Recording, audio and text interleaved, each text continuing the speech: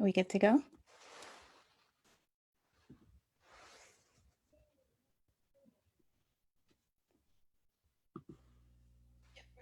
All set? Thank you. Thank you so much for your patience, everyone. I really do appreciate that. And I'm so happy that you're able to join us today. I want to say hello and welcome, welcome, welcome, my friends. Listen, caregivers go through so much more than they would ever let on. It's a lot for any one person to deal with, and you'll never know the full extent of it until you have been a caregiver for yourself. The good news is that it is possible with support and resources. So today we are excited to have this very timely presentation for you in regards to family caregivers. And that's going to include some resources and tips for you. So I'm so glad that you're able to make it. I'm Kalila Jones, the Marketing and Public Relations Coordinator with Moms in Motion, and we're excited to have you here today for this event. Also, we invite you to spread the word, share it with any friends, neighbors, anyone you may know who is a caregiver or is considering taking on that role, and share this with them. So we will be recording this today, and the link will be available for view at a later date, which we will share that information. So I do want to thank you so much for your engagement and your participation, and just a few housekeeping items for today in an effort to limit distractions so that we all get the information that we are here for today. Please be sure to mute your phone, and also it's not necessary to share your camera. We will hold any questions to the end. So if you hear something that piques your interest or you think of a question, feel free to put it down in our chat box. And then during the question and answer segment, we will get those questions answered for you. With that being said, I would like to introduce you to our guests today. I have Guiliana Valencia. Guiliana earned a Master of Social Work from the University of North Dakota, and she has been trained and certified in the New York University Caregiver Intervention Counseling. Definitely somebody you want to listen to today about the caregivers and information that they can provide and resources. She's currently working as a caregiver support specialist with the Fairfax Area Agency on Aging. Her career has always focused on her love and passion for working with older adults, adults with disabilities, and family caregivers. Please welcome Guiliana. And Guiliana, give me 1 second. I'll get your presentation up for you. Thank you for that introduction. Yes. I'm glad to be here. Thank you. Thank you. All right, here we go.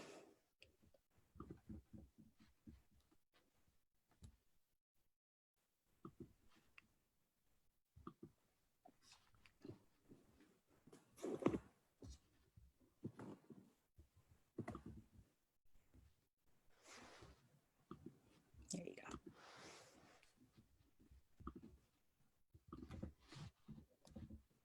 All right. Perfect.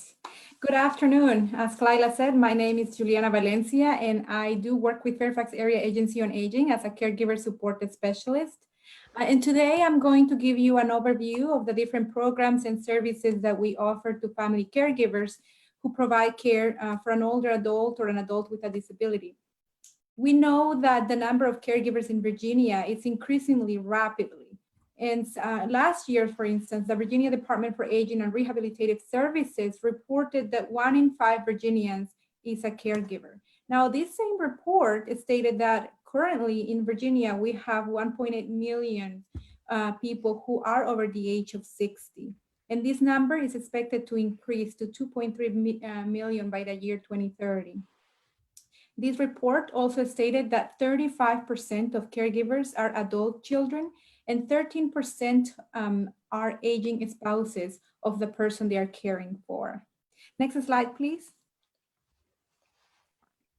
And those are, so one of the things that I want to talk about today is about the definition of family caregivers.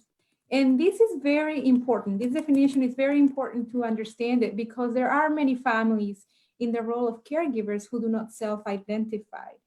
Because they identify themselves with the relationship role they have with the person they're caring for. What do I mean by that? For instance, let's say a neighbor is helping another neighbor by buying groceries once a week. That neighbor sees himself or herself as somebody who is just assisting with grocery shopping. Let's say a daughter is taking her mom to her doctor's appointments, only to her doctor's appointments. And she just says, no, I'm only just taking her to doctor's appointments. And that's how she sees herself.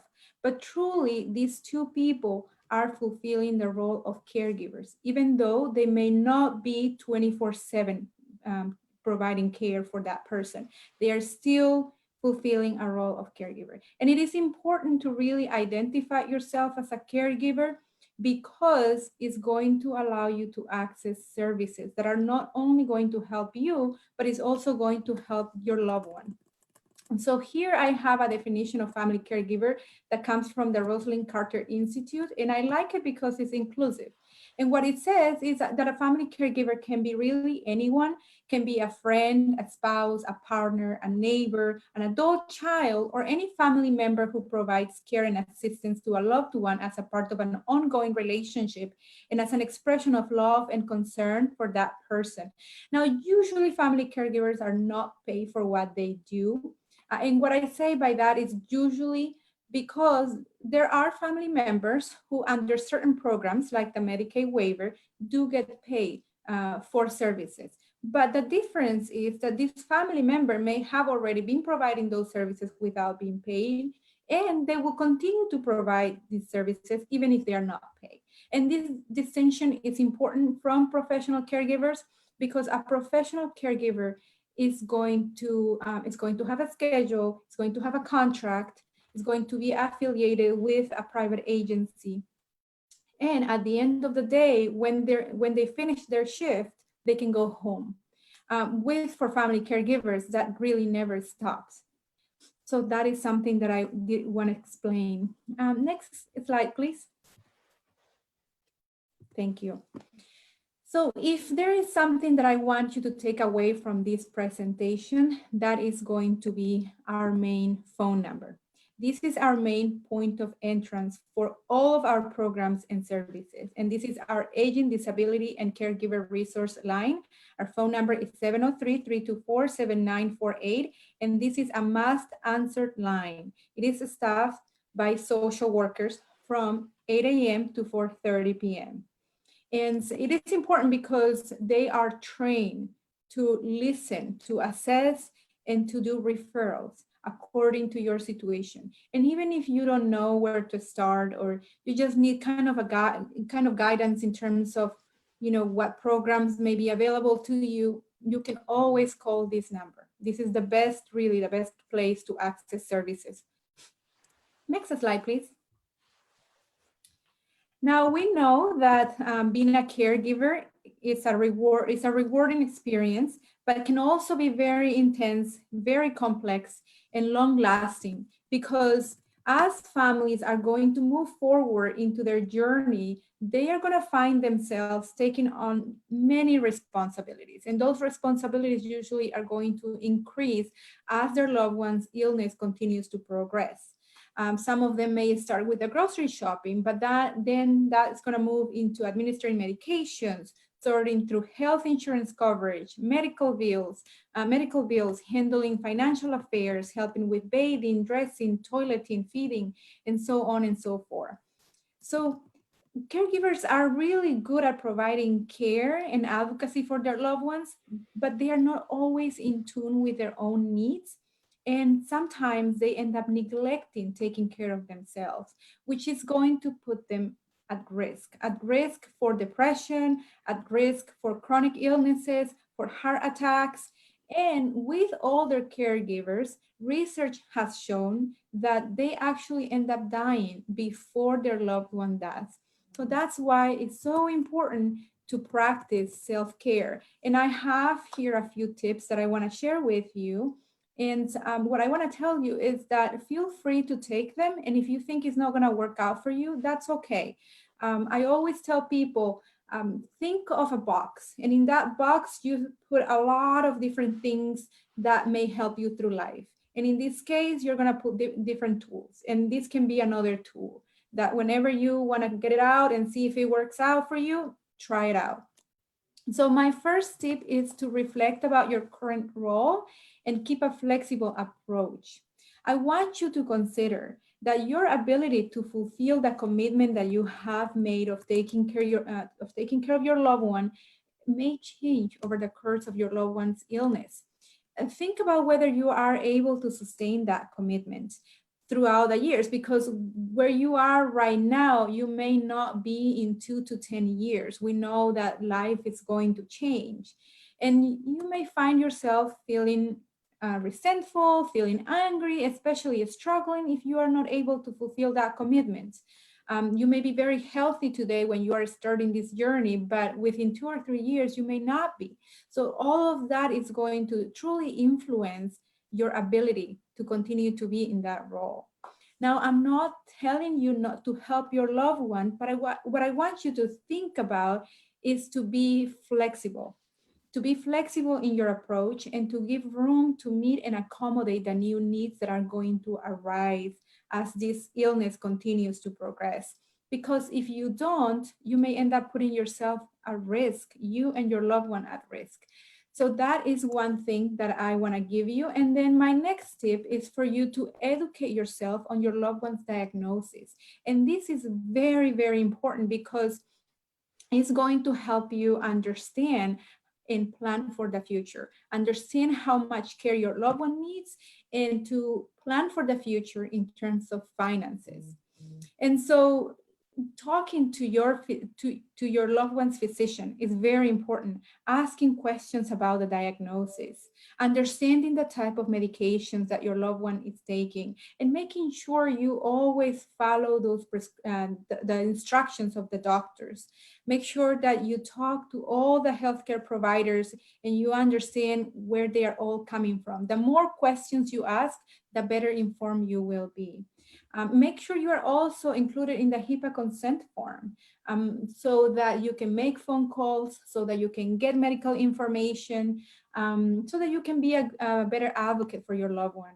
And sometimes to be on that HIPAA consent form, they are going to request a medical advance directive.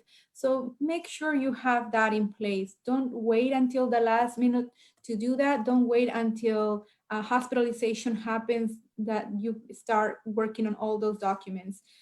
If you can, do it now. If you can talk to your loved one and ask about their wishes and desires, that's kind of the best way to go about. My next tip for you is to connect with others who are going through the same situation. Caregiving can be a fulfilling experience, but it can also be hard and emotionally and physically draining. And I mentioned earlier that caregivers are at a high risk for depression. And a lot of caregivers end up isolating themselves because all they do is provide care for that person, and that ends up taking all of their energy and time. So, and this is not going to be the case for every single caregiver, but I want you to think about connecting with others if you are in this situation. There's really nothing more comforting than to have a safe space where you can connect with others who are going through the same situations, where you can talk about your experiences, your emotions, your frustrations, and where you can be encouraged to support each other. And you can also learn new perspectives on caregiving, and you can talk about the challenges that you are going through and learn new management tools. So if you can join a support group, that's kind of one of the best ways to just get yourself connected with others. And then my next tip is to find respite. And respite means completely getting away from the caregiving situation. And I'm not going to tell you for how long. That's something that you will have to decide. But try to find a moment in the day in which you can step away and just give to yourself. You can do whatever activity gives back to you. It can be reading, it can be listening to music, it can be walking, whatever that is, for however long you can do it. I had a client, for example, who told me that her respite was to go into her bathroom and locked herself there for 10 to 15 minutes. And she will be in her computer just navigating her Facebook page. And that was her respite. And so whatever works for you, try to do it. Also, there are different respite options that the county offers, and one of them is through the adult day health centers. And so I don't know if any of you have heard about those centers, but they are really great because they are very affordable and they provide lots of activities and engagement for the person who has dementia or any type of cognitive impairment. Unfortunately, right now, due to this pandemic, the centers are closed, even though the staff continue to provide support to the people who were already attending. But this is something to have in mind. We also have other in-home respite programs that I will talk about it within a few more minutes. So I'll hold on to that information. Now, my last tip for you is to give yourself permission to experience the full range of emotions that arise from caregiving. A lot of the emotions that come with caregiving have to do with feeling distress and feeling very stressed out. And sometimes there is a lot of guilt because the caregiver may feel that they are not doing enough. Another important feeling that I want to talk about is ambiguous grief. And this happens especially with caregivers who are providing care for someone who has been diagnosed with dementia or a cognitive impairment, because you see that person, the person that you knew, vanishing in front of you. And so ambiguous grief is basically when the caregiver experiences the loss of someone who is still alive. And this can bring a lot of pain, because the caregiver may have plans before all of this happened. I had a client who once told me that he was looking forward to the retirement years, and after he and his wife retired, his wife was diagnosed with frontal temporal dementia, and they had planned to go on different tours and trips around the world, and they no longer were able to do that. And so that is a very common experience that happens a lot.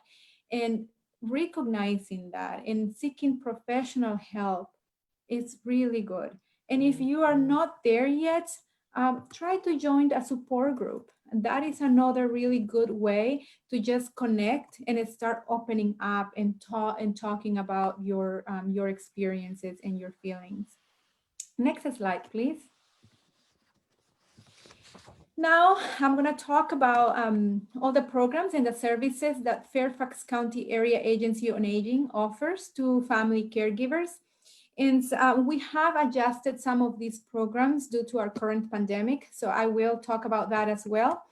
So our first category is consultations. So we offer caregiver consultations to families who may need assistance and guidance in their role, who may want to plan for the future, but they don't know where to start or what they need to do. They may need assistance with how to navigate specific situations. So these caregiver consultations, the first hour is free, but after that, there is a sliding scale fee. It is very low, but there is a fee after the first hour. Now, we also offer case management services, and this is more involved. It includes care coordination of in-home assessments, care planning, monitoring of services, family counseling. And the family counseling is not like addressing family problems, but it's more like helping navigating certain situations. If the social worker or the case manager sees that the family needs therapy, so they will do the referral. In addition to that, what they also do is assistance in or providing assistance in accessing different county programs, different resources. Now, then for older adults and family caregivers who want to have a better understanding of Medicare benefits, we offer the Virginia Insurance Counseling and Assistance Program. I don't know if any of you are familiar with this program. The program is also called VICAP. And this program offers free, unbiased, confidential counseling and assistance for people with Medicare. Now, the mission of this program is to support, educate, and assist Medicare eligible individuals, their families, and their caregivers through outreach, through counseling, and through training to make informed health insurance decisions that ultimately are going to optimize their access to care and benefits.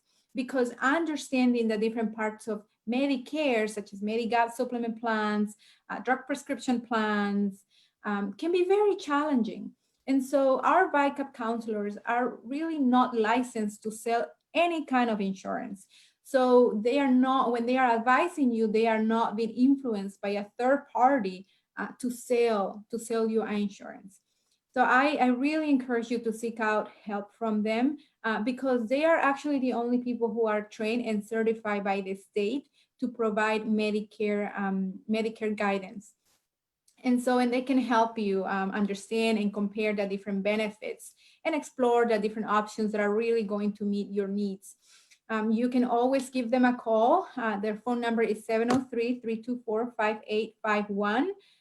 But you can also call our main line and just ask to speak to a VICAP counselor. And if they are not available at that moment, you can leave a message and they will get back to you.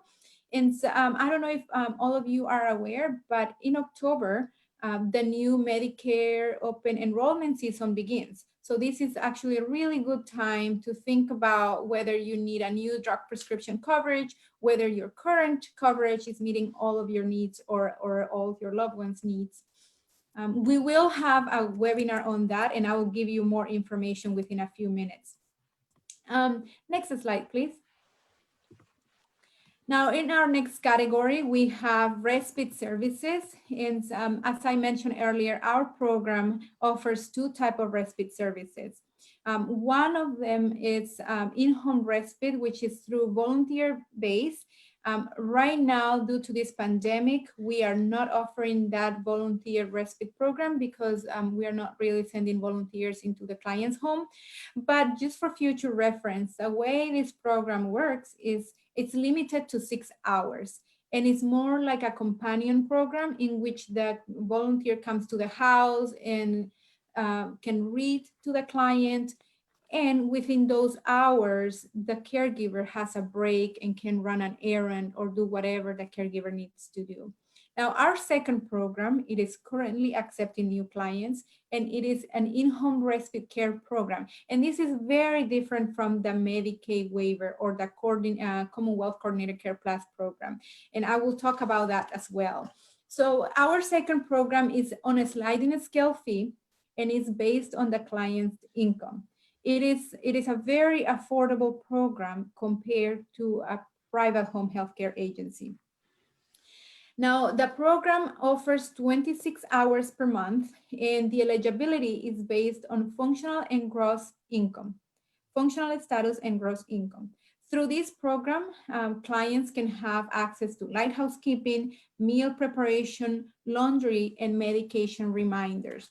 Now, the Commonwealth Coordinated Care Plus program is known as the Medicaid waiver. This is different because it's through Medicaid, which is a public benefit. Now, to access this program, there are two steps that an applicant needs to know. One of them is that you have to meet the financial criteria and you have to meet a functional criteria. So the financial criteria is by submitting a Medicaid application. Then a benefit worker will go over your application. They will request several documents. And if you meet that financial criteria, then you get Medicaid. Now, the second part of it is to request a screening through our department. And for that screening, you'll have a nurse and a social worker who will come to your home and they will do an assessment. And what that means is that you have to meet nursing home level of care criteria, meaning that you need assistance with bathing, dressing, toileting, and medications. And there is a whole criteria that they look at. And so that it's important to know that you need both in order to qualify for that waiver. You cannot get one without the other, meaning that if you were approved, if you met the nursing home level of care criteria, but you don't meet the financial criteria, unfortunately, you won't be able to get it. Now, if you don't know whether you may be eligible or not, just go ahead and apply and see what happens.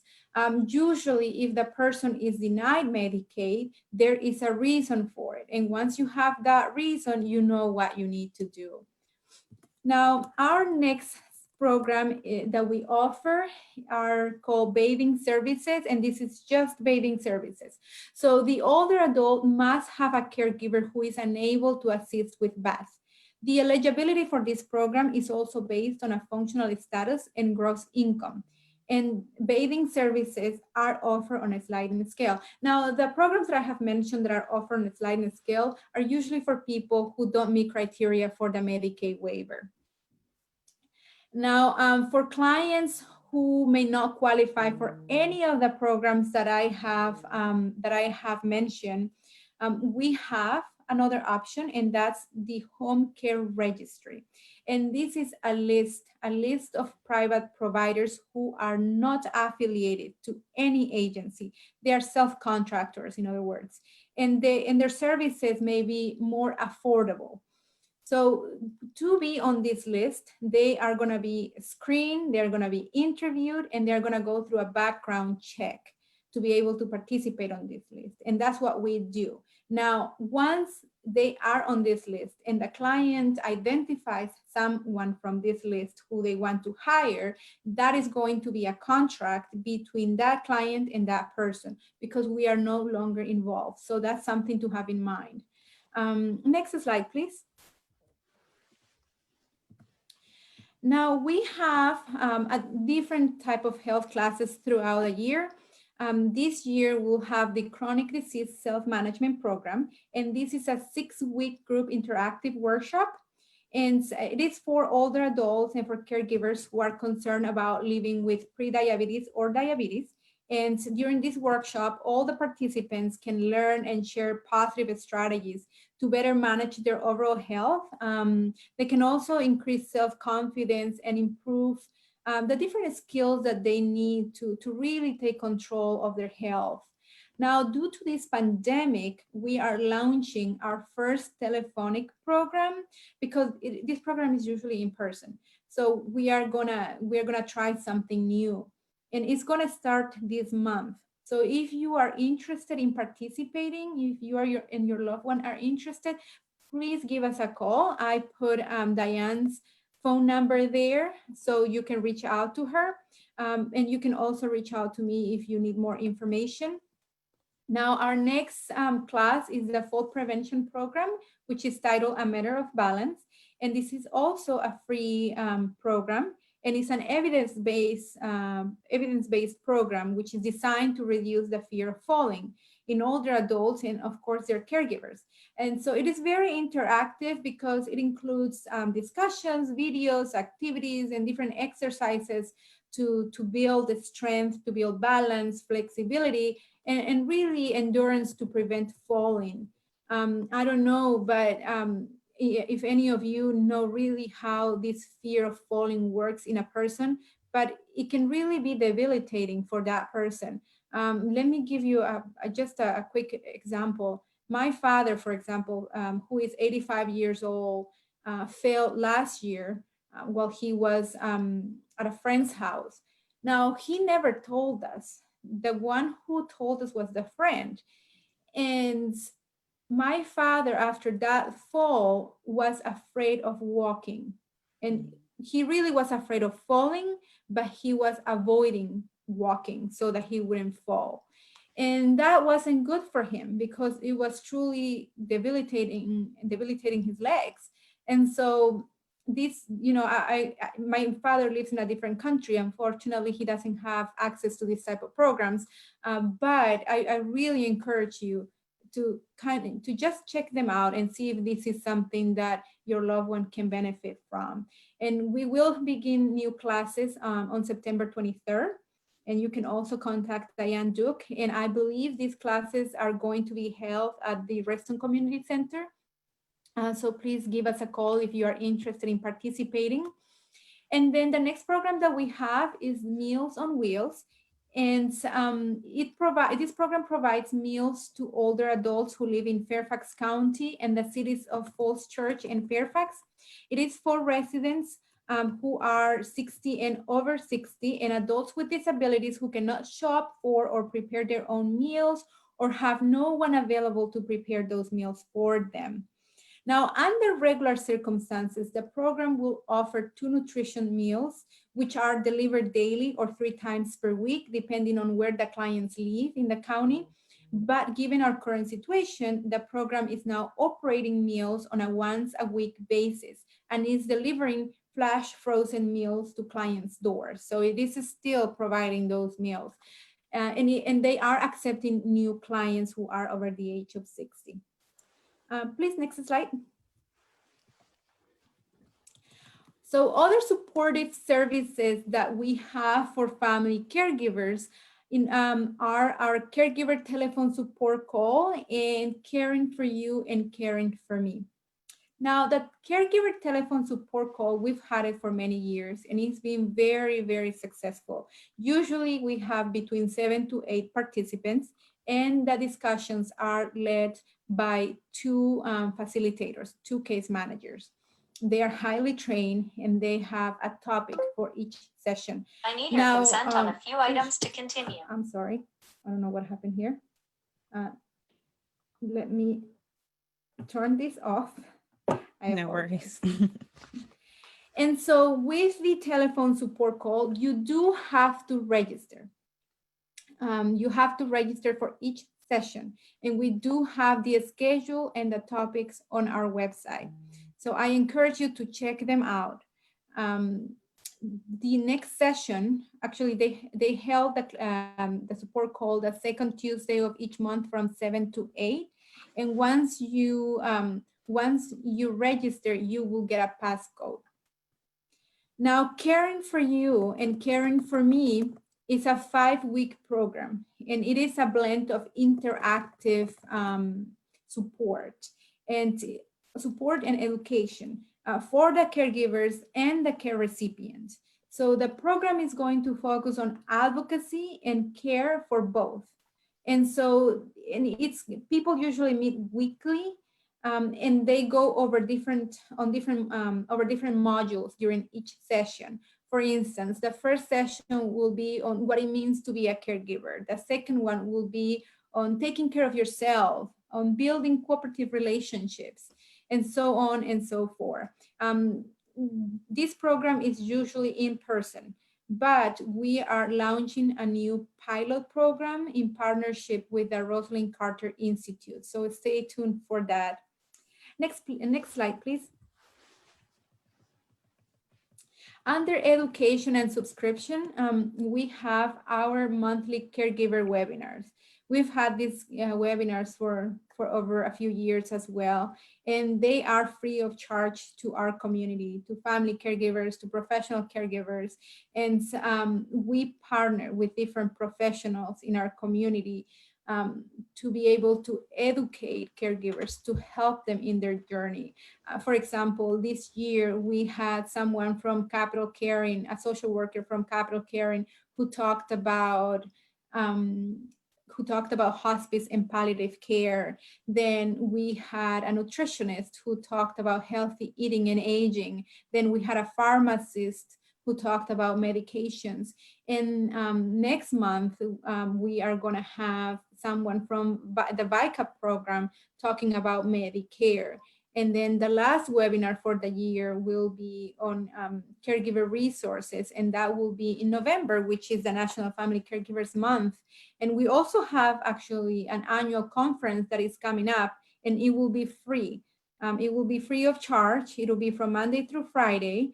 And we are having really good speakers this year. We'll have the former governor from Wisconsin, and then we'll have Ron Culberson, who will kind of close the whole event. So I will be sending out that information to Kalila. So I don't know if you can share that with the audience, but you are all invited to our webinars and to the annual conference that is coming up in November.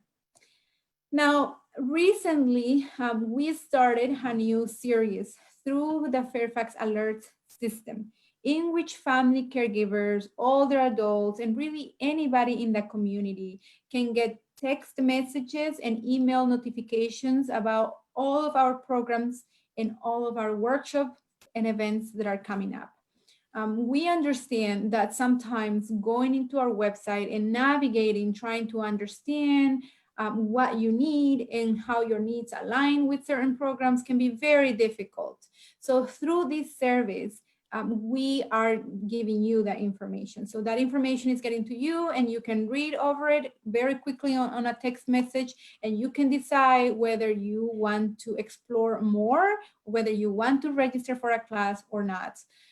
So I encourage you to subscribe, and all you have to do is just go to www.fairfaxalerts.com and select Area Agency on Aging so you can start getting those emails or text messages.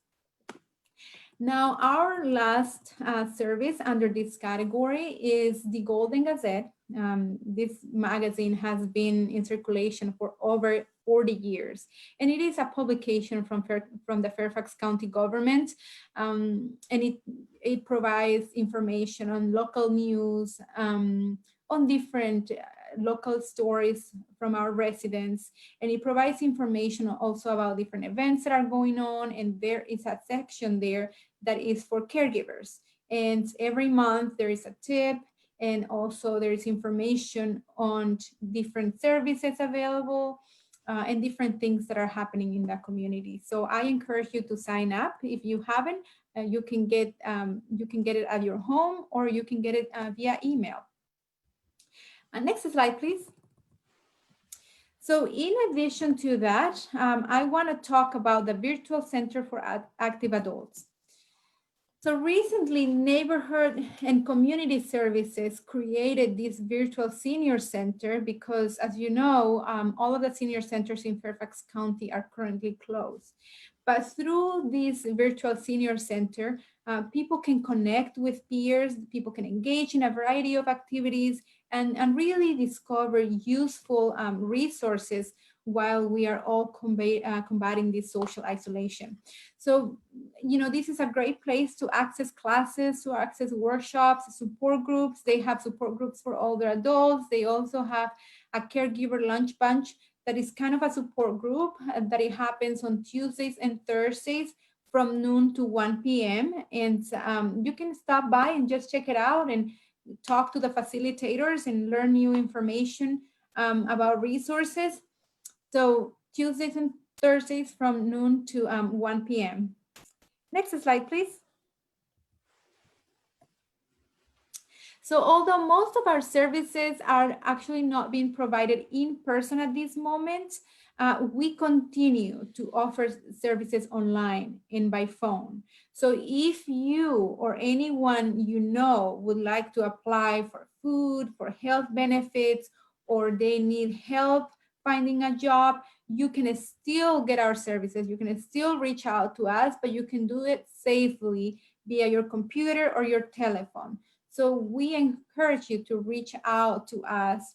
We have this program that is called Assistance from a Distance, so that you can continue to be safe and still access our resources. And with that, I have concluded my presentation. So if you have questions for me about any of the information that I have given you today, please feel free to submit your questions. I know it is a lot of information, and our programs are constantly changing because of the workshops and the different events. We are always trying to meet those needs. So I don't know if we have any questions, Kalila. Let's take a look. Well, thank you, Juliana. That was a lot of information and very helpful. If you have any questions, please feel free to drop them in the chat box and let me.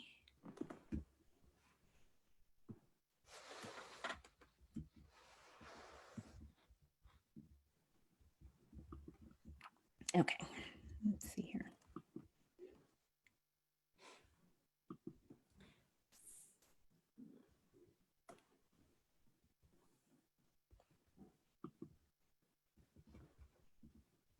Well, can I ask you a question? What resources do you find that your clients are finding most useful right now during the pandemic? Like during this pandemic? I think that right now there is a high need for in-home respite or Mm, in-home care. And and there's a high need because, as you know, there's a shortage of people who can provide those services, of professional caregivers. And so, but we continue to do that. We continue to serve through that program. And the thing is, people are in different situations, and each situation is going to demand something different. And so we've seen a lot of success as well with our webinars. mhm. We've had these webinars for a few years, and so this transition into this virtual world has been good. And but what we are able to do with these webinars is to help people on their journey, to empower them, to educate them on Right. certain things that they need to do. For example, I remember last month we had was it last month? I can't remember which month. We had an attorney who talked about all those legal tools that family caregivers need to have in place. And so people were able to ask questions and to help them really prepare for the future. And so in last month, we had somebody from Inside Memory Care Center who talked about the diagnosis of dementia and what to do, how to Okay. plan. So we've had success with that. We've also hosted a few panel conversations, and that has been very successful as well. Awesome. Awesome. Well, I think that your presentation was extremely thorough. It was a lot of Yeah, information. it is a lot of information, and sometimes it's kind of hard to get it all. Oh, no, no, it was awesome. This was very, very informative. So we really do appreciate it. I want to remind people that you can watch a replay on Facebook. Also, we will upload it to our YouTube page, and we'll be adding the information to our website as well. Juliana, did you have anything additional that you would like to share before we head out? No, well, one of the things that I actually would like to ask, and it's how are your caregivers doing during this pandemic? How are they coping? Well, I think, as you mentioned, caregiving is not for the faint of heart. It's not, a lot of people are being impacted by it, especially now with these extenuating circumstances. So, I think that the fact that this kind of presentation is so timely for people, it's things that they want. They're actually seeking that, and they're wanting to figure out how to get that self-care piece in, and how to figure out how to get that respite, because they just might not have ideas, because like you said, they haven't connected with other caregivers, and it's just not something you really think about because you're so entrenched in helping your loved one. Hmm. So I think that probably across the board, I mean, there are different circumstances and diagnoses and everything, but I think that across the board, people are being impacted, and this type of information, I'm so glad that you're able to share it with them so that they have some resources and tips, and they know that they're not alone. Moms Hmm. in Motion, we're here for them. Your agency is there for them, as well as the agency's information that you've provided, which we've linked a lot of those links into the chat box, so that was available to the people who are Thank viewing. you. Yes, thank you for that. Um, and as always, I want to thank everyone for joining us, and thank you for all you do. If no one else has told you this week, thank you for all you do. I want to Thank thank you you. from Moms in Motion for all that you do. Um, if you have any questions or are interested in consumer directed care, or if you know a family member, a neighbor, or anyone who could use resources for people of all ages and disabilities, I invite you to contact us at www.momsinmotion.net. Alrighty, well, thank you so much. And that concludes our event today. I hope you have a beautiful day, everyone. And you too, Juliana. Thank you again. Thank you. Have a wonderful day. You as well. Bye. Bye.